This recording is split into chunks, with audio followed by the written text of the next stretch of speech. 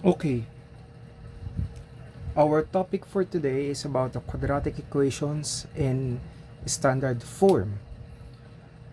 Ax squared plus bx plus c equals 0, where a, b, and c are all real numbers and a must not be 0.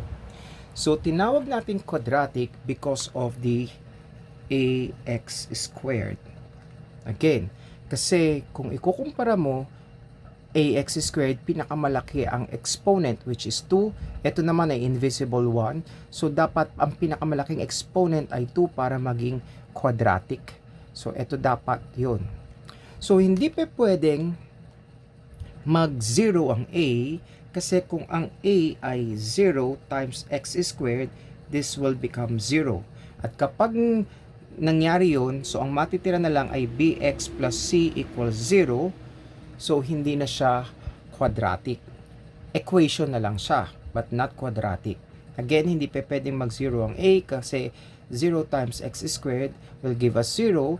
Ang kailangan ng quadratic, dapat exponent ay 2 ang highest. Equation because of the equal. So, quadratic because of the 2 highest exponent. Equation because of equal. So, quadratic equation. Kaya hindi pa pwedeng mag-0 ang a kasi mawawala yung x squared, hindi na siya magiging quadratic. Okay, example number 1 sa module natin is yung 2x plus 5. So, 2x plus 5 equals 0.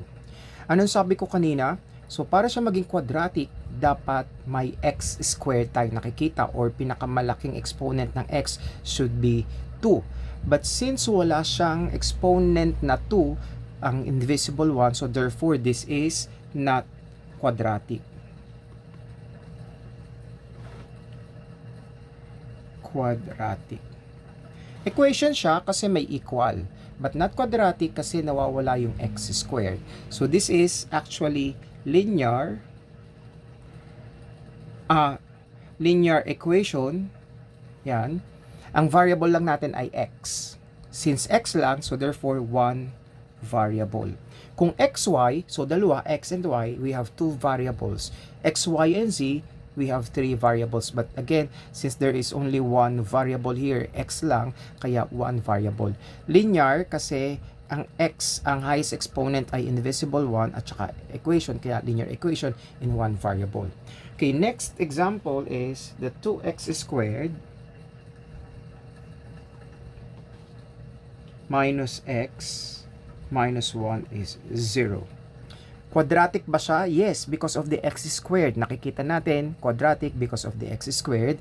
Equation, kasi may equal. So, quadratic equation. Okay. So, mukha na ba siyang standard form? Yes, kamukha siya ng standard form. So, this is also equal to 2x squared minus 1x minus 1 equals 0. Kasi, ang variable na walang constant or number sa unahan, automatically 1. So, kamukha na ba siya noon? Hindi pa gaano, pero pwede na rin i-identify natin. So, 2x squared plus negative 1x plus, this is negative 1 is 0. So, pare-pareho na siyang plus. Katulad nung ibinigay, parehong plus. So, plus, plus. So, kasi plus or positive times negative will give us negative 1. Iyon na may ganun din. Positive times negative, negative 1. So, ax squared plus bx plus c equals 0. Ang a ay katabi ni x squared. Kaya ang a is what? A is 2. Ang b ay katabi ni x. So, therefore, ang b ay negative 1. At ang c ay walang katabing x. So, c is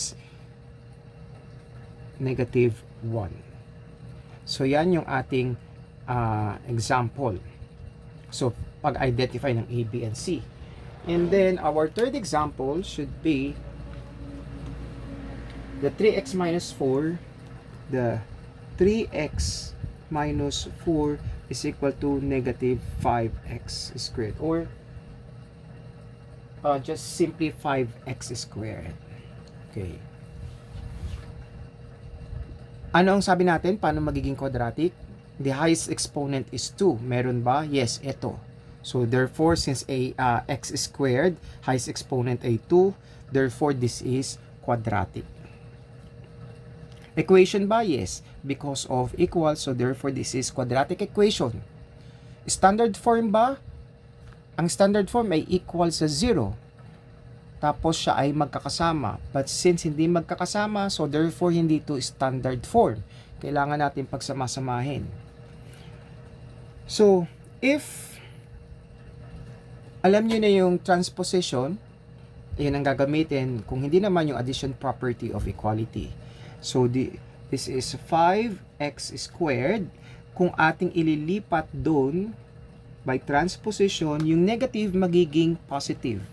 So, plus 4. Unahin pala muna natin itong isa para magkakasunod.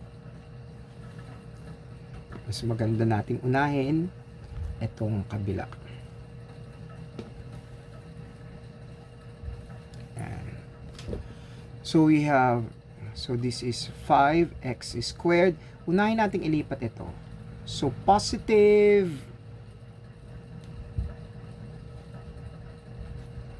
quadratic equation. So, positive 3x, kapag itinranspose natin, magiging negative 3x. And then, next, yung negative 4. Since negative, magiging positive 4. Since wala nang natira, lumipat na lahat, equal sa 0. But since equal lang naman yung dalawang sides ng equation, pwede nating pagbaliktarin ng position. So, 5x squared minus 3x plus 4 is equal to 0.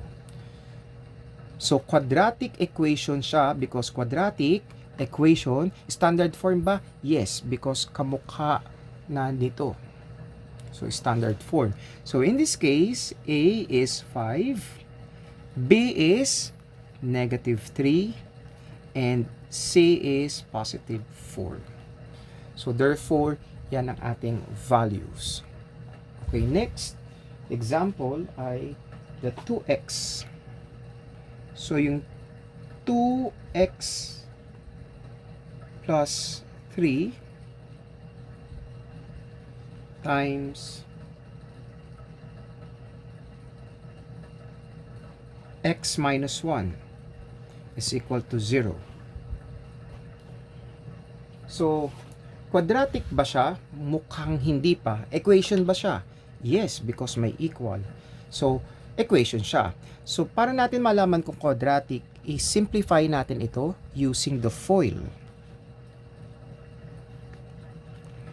Ang FOIL stands for, this is the first.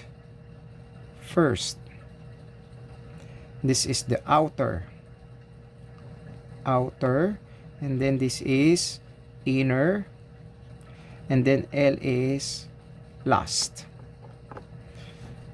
So if we have the 2x plus 3, x minus 1 is equal to 0. Yung first daw, yung naunang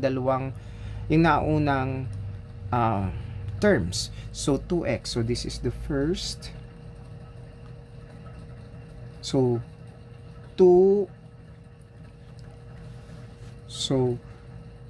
2x times x plus, ano susunod? Outer. So outer. This is the outer. So 2x times negative 1, and then the inner. So plus 3 times x, and then the last, yung huli. So this is plus 3 times negative 1 is equal to 0. Simplify. 2 times x, so x times x is x squared.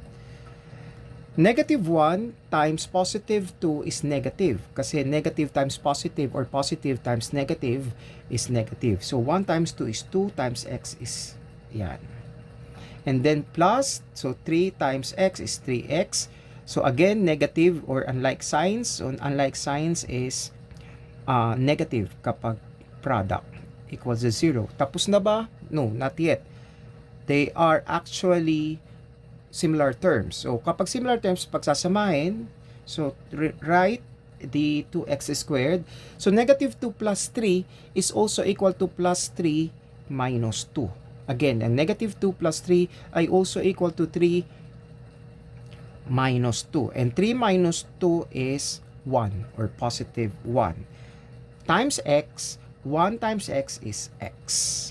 And then negative 3 equals 0. Standard form na ba? Yes. So therefore, from here, na standard form, ang A ay katabi ng x squared, 2.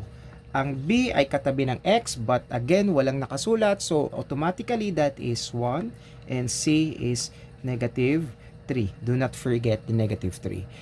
So this is actually yung last example nun sa module. I hope may naintindihan nyo.